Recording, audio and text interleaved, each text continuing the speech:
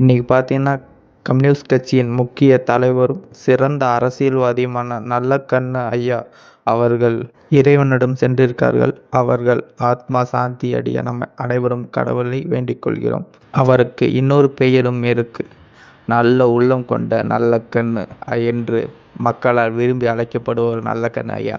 அவர் அப்படி என்ன பண்ணார் என்று தெரியுமா?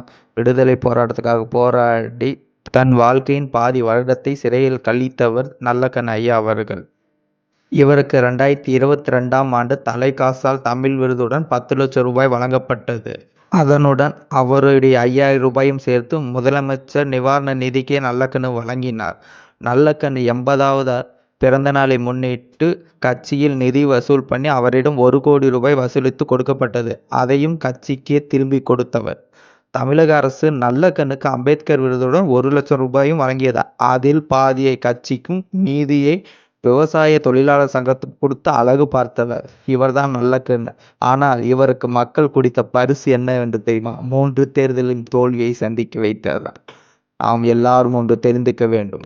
இனிமேல் இந்த உலகத்தில் 1000 தலைவர்கள், லட்ச தலைவர்கள் வரலாம். ஆனால் இவரை போல் ஒரு நல்ல உள்ளம் படைத்த, ஊழலற்ற, அதிகம் பணம் சம்பாதிக்காமல் இருக்கும் ஒரு நல்ல தலைவர் அமைவது வாய்ப்பே இல்லை என்பதையும் தெரிவித்துக் கொள்கிறேன்.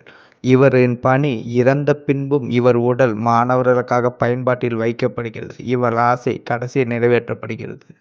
இவர்களின் ஆத்மா சாந்தி அடைய மக்களாகிய நாம் அனைவரும் கடவுளை வேண்ட வேண்டும் என்று அன்புடன் கேட்டுக்கொள்கிறேன்.